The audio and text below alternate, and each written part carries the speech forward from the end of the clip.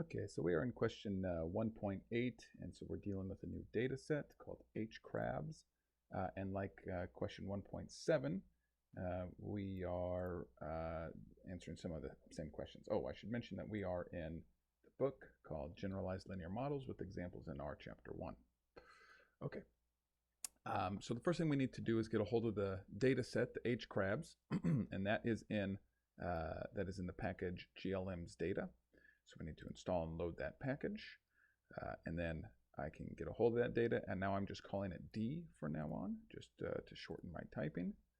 Okay, and this is what we get. I probably could have, so if you want to see fewer rows, you can just take the first however many. Default is 6, so the first 6 rows here. Okay, so we see that we have color, and we have 4 different, well, you don't see it here yet, but there's different colors, spine conditions, width, satellites, weight. Okay, so that's what all of this is. So the first thing we need to do is to determine which variables are quantitative versus qualitative. So we can kind of do that here.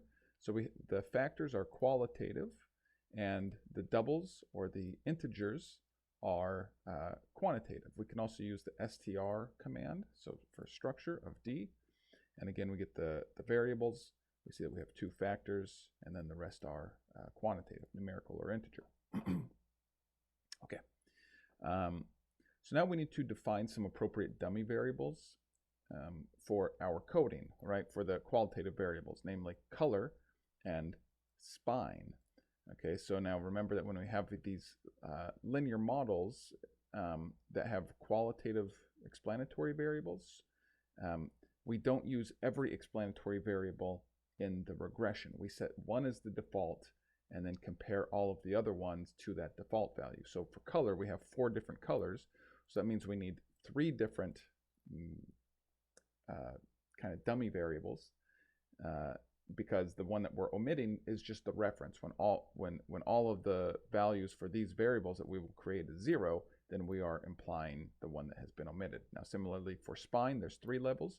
So we'll use 2 different actual variables, dummy variables, and the one that is being omitted is the default. Okay, so you could do this any way that you want, but you can actually get R to do that for you by using this model matrix command, and then just regressing, or this is the tilde, I think of that as regressing on, and then the variable that you want. Okay, and so this is going to spit out our new encoding for the dummy variables. Okay, and I'm also showing the levels of these different factors here. Okay, so we'll get 2 things here. So for the first one, this is color. So we have 4 different colors. We have dark, medium dark, light medium, and medium, I think is what that stands for. Okay, and so then with our encoding, you see then what we have is we have excuse me, we have the dummy variable for medium dark or dark medium, for light medium, and for medium. And so the one that is being excluded here is D for dark. Okay, so that's how this has been encoded. And now for spine, we have 3 different conditions for spine. Okay, we have both okay, none okay, one okay. And so when we look at our heads here, our column headers, we have spine, none okay, and one okay. So the one that is being omitted and therefore is the default is both okay. All right. So we see. So well, anyway. So this is our. In fact, let's go through these. So we see that spine is okay here, and so that would be spine okay. When we see 2 zeros, that means that we are going to the default value of both okay. And then when we come down here, finally we have one of spine, one okay. Okay. So for number 3, we need to summarize each variable, and so we can do that with the summary function. Okay, and again, we have counts of the different factor levels, and then some quantitative descriptors of the quantitative variables. Okay. So now we need to produce appropriate plots to help understand the data. All right. So eventually what we're going to do is we're going to regress. So this is a very open-ended question. What do you mean understand? What are you trying to understand? It doesn't really tell us that, but later we're going to regress, what is it, satellites on some other variables. In fact, I think just one other one, but let's try to find a relationship with satellites. Okay, so so we could plot each of these variables one at a time, and that would be okay. Or we could condense a few of these plots together in one. And so I'm going to condense everything into one plot here, which is not the best thing to do because it gets a little bit difficult to read, but you can play with this on your own. So if you're not familiar with the ggplot library, it's very useful in plotting. And what it does is it plots in different levels. I'm not describing that. I'm not doing it justice. But what we're going to do here is we're going to have an x variable, which is weight, and a y variable, which is satellite cells. So first we're just going to get an xy axis where satellite cells is going to be plotted against weight. Okay? And then we're going to use the color of the markers to denote the color of the crab. Okay? So that's going to be an extra dimension. And then we'll use the size of the markers to denote the width of the crabs. And then we'll use the shape of the markers to denote the spine condition. Okay? And you can make this more or less elaborate. And well, okay. So anyway, let's just look at this. Okay? And so this is our plot. Like I said, everything is plotted together now. I think that probably if you wanted to present this or to make more sense of it, you would you'd maybe only show 3 dimensions at a time or something. But anyway, you can play with that on your own.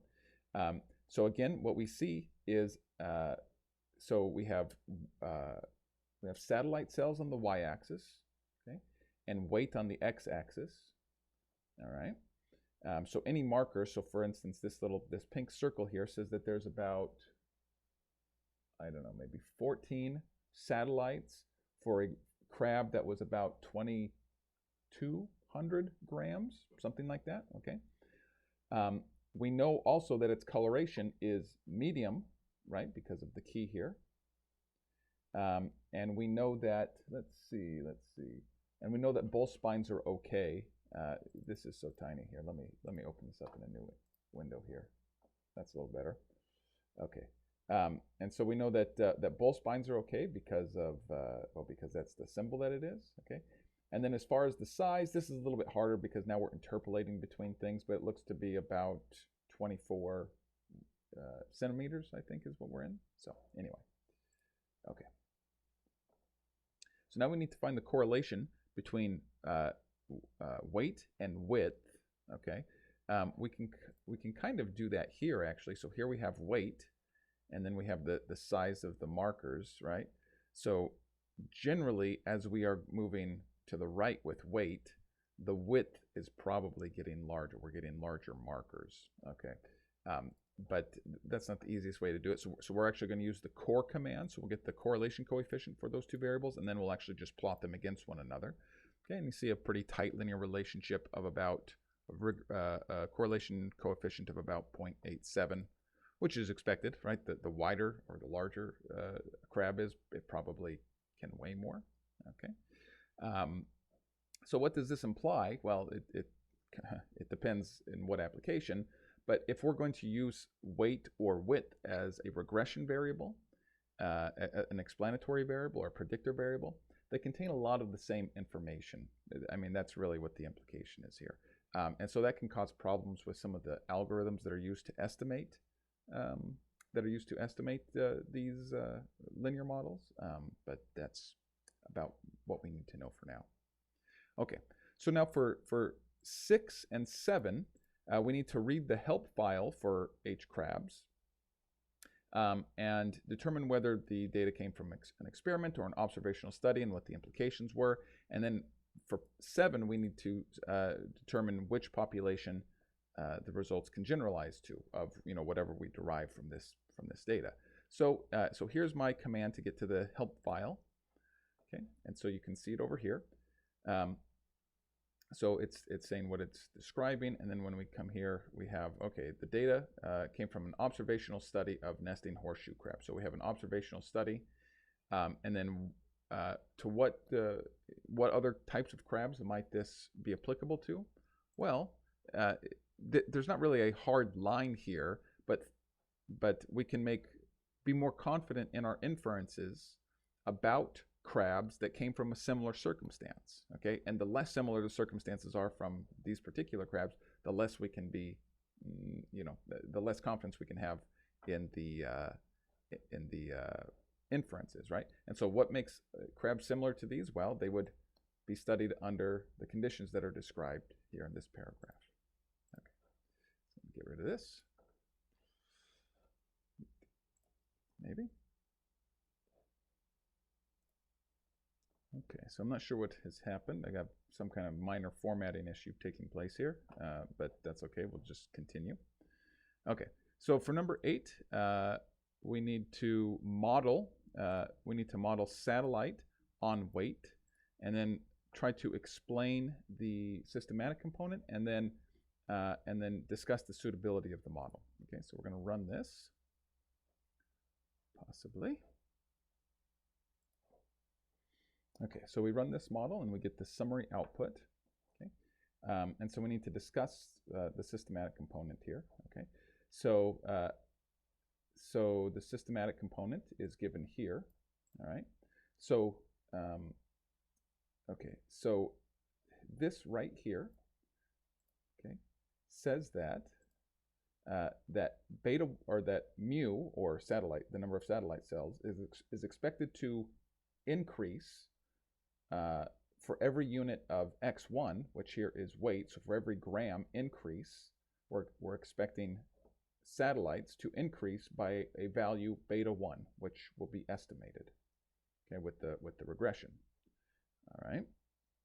Beta naught, beta 0, okay, is just the intercept. It is the number of satellite cells we expect when weight equals 0. Okay. And so when we actually look at this, it says that when weight equals 0, we expect -2 numbers of satellites. Okay. And for every 1 gram increase, we expect this many more, a very small number, more crabs, or I'm sorry, satellite cells, or satellite crabs. Okay. So that's fine. Now, importantly, this model probably is not very suitable for the data for maybe a few reasons, but maybe the most glaring is that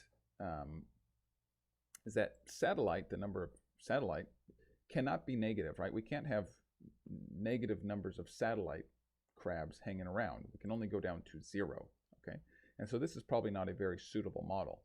Now, one way that we can handle the fact that we can't go below 0, one way, there are others, such as generalized linear models, but is to regress the log of satellite, right? So when we take the logarithm, we get it implies that all of the numbers we're regressing on positive numbers all the time, right? Okay, so that's what we do here in 9. We regress on the log of satellite. Now, you actually have to add a constant here, which is no big deal. But because some of these values are 0 and the log of 0 is undefined. So anyway, so we just add 1 here, okay? It's just a constant. And so we run this. And now we have a different regression, okay? And the interpretation is the same, except for the intercept and the beta coefficient for weight no longer apply to satellite.